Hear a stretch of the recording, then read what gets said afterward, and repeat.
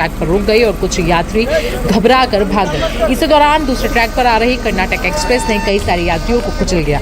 अब बता दें आपको कि जलगांव कलेक्टर ऑफिस के मुताबिक हादसे में कुल 13 लोगों की मौत अब तक हो चुकी है, जिनमें से 7 लोगों की पहचान हुई है और अभी भी 6 लोग बाकी हैं जिनकी पहचान होना बाकी है। 6 लोगों में 4 पुरुष हैं और 2 महिलाएं। तो लगातार आपको बड़ी खबर बता रहे हैं। बुधवार को ये बड़ा रेल हादसा देश में एक बार फिर से हुआ है, जहां पर ट्रेन में आग की खबर से लोग जो है ट्रेन से कूद गए और दूसरे ट्रैक पर एक और ट्रेन आ रही थी, जिसकी वजह से वो सारे लोग जो है कटकर अलग हो गए। बताया जा रहा है कि ट्रेन पर खून ही खून बिछा था, लाशें ही लाशें बिछी थी। अधिकारियों ने ये भी बताया कि वहां पर ट्रैक के पास एक शार्प टर्न था, वहां पर पटरियां जो है उनका इंटरलॉकिंग दिखाई दे रहा था, जिसकी वजह से यात्री इसका अंदाजा नहीं लगा पाए कि ट्रेन आखिरकार कौन सी पटरी पर आने वाली है। सेंट्रल रेलवे के भुसावल डिवीजन के आधिकारिक सूत्रों ने बताया कि जहां घटना हुई वहां पर शार्प टर्न था, जिस वजह से दूसरे ट्रैक पर बैठे पैसेंजर्स को ट्रेन के आने का अंदाजा नहीं लग पाया। इसी वजह से कर्नाटक एक्सप्रेस में इतनी बड़ी संख्या के लोगों को कुचल दिया। बता दें कि रेलवे स्टेशन के सीपीआरओ स्वप्निल ने बताया कि घटनास्थल मुंबई से केवल 400 किलोमीटर दूर था। अब आपको जल्दी से ट्रेन के बारे में जानकारी बता देते हैं। पुष्पक एक्सप्रेस, जिसका नंबर था 12533, यानी कि जो लखनऊ से मुंबई आ रही थी, सिर्फ मुंबई से 400 किलोमीटर दूरी ही तय होना रह गई थी, जिसके पहले ही ये हादसा हो गया। और उसके बाद दूसरी एक्सप्रेस जो है कर्नाटक एक्सप्रेस 12627, वो बेंगलुरु से दिल्ली आ रही थी और ये जो दोनों ट्रेनें हैं जलगांव के आसपास मिली और यहाँ पर हादसा हो गया। बताया जा रहा है कि लोग जो हैं घबराकर कूद गए जैसे ही उनको पता चला कि ट्रेन में आग लग गई। लेकिन अभी माना यह भी जा रहा है कि ट्रेन जो है आग लगने की खबर अफवाह थी, लेकिन कुछ प्रत्यक्षदर्शी यानी कि आई विटनेस ने बताया है कि ट्रेन में आग नहीं लगी। ट्रेन में धुआं उन्होंने देखा, लेकिन आधिकारिक रूप से ये माना जा रहा है कि ट्रेन में आग नहीं लगी थी। फिलहाल अब इस पूरे मामले में क्या कुछ हो रहा है, इसकी आधिकारिक तौर पर जांच हो रही है, लेकिन अभी तक इस पूरे मामले में 13 लोगों की मौत हो चुकी है, जिनमें से 7 लोगों की पहचान तो अब हो गई है, लेकिन अभी भी 6 लोग बाकी हैं।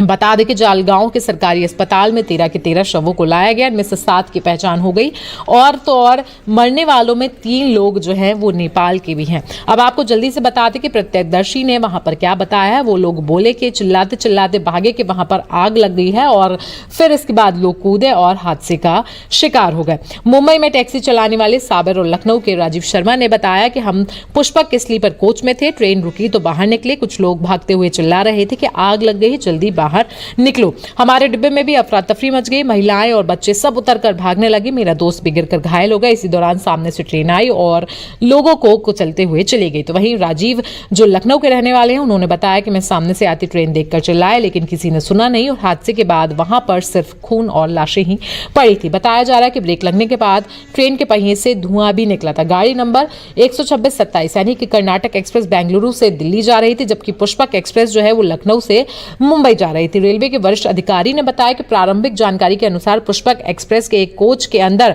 हॉट एक्सेल या ब्रेक बाइंडिंग, जिसे जैमिंग कहते हैं, उसके कारण चिंगारी उठी और कुछ यात्री घबरा गए। उन्होंने जंजीर खींची और उनमें से कई सारे यात्री जो है नीचे कूद गए, जिसकी वजह से लोगों को लगा कि ट्रेन में आग लग गई है और वो डर के कारण ट्रेन से बाहर आ गए। तो लगातार आपके सामने बड़ी तस्वीरें हम आपको बता रहे हैं।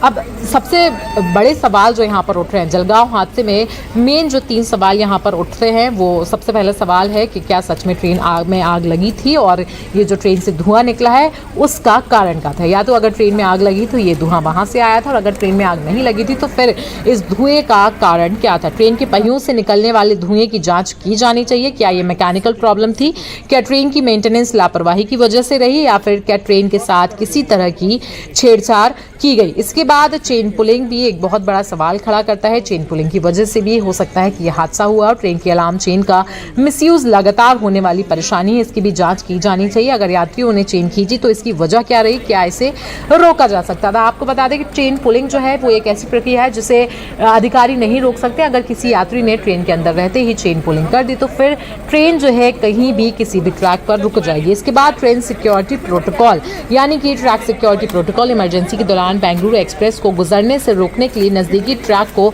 सुरक्षित क्यों नहीं किया गया और ट्रैफिक को मैनेज क्यों नहीं किया गया। तो ये सारे जो 3 सवाल हैं ये हमारे मन में आते हैं और क्या इस हादसे को रोका जा सकता था? क्या इस हादसे से बचा जा सकता था? अगर ट्रेन चेन पुलिंग नहीं होती तो हो सकता है कि यह हादसा नहीं होता, और अगर ट्रैक पर सिक्योरिटी मेंटेन की जाती तो हो सकता है कि जो बेंगलुरु से ट्रेन आ रही थी उसको किसी और ट्रैक पर भेज दिया जाता। तो ऐसे कई सारे सवाल अब यहाँ पर उठ रहे हैं जिनकी आधिकारिक तौर पर जांच होनी चाहिए। लेकिन लगातार आपको हम बड़ी खबर बता रहे हैं, इस पूरे हादसे में 13 लोगों की जान जा चुकी है, जिनमें से 7 लोगों की पहचान हो गई है, लेकिन अभी भी 6 लोग जो है उनकी पहचान नहीं हो पाई है। बता दें कि देश में ऐसे कई सारे बड़े हादसे हुए हैं। आपको जल्दी जल्दी एक एक का हम नाम बता देते हैं। अमृतसर दशहरा त्रासदी, जब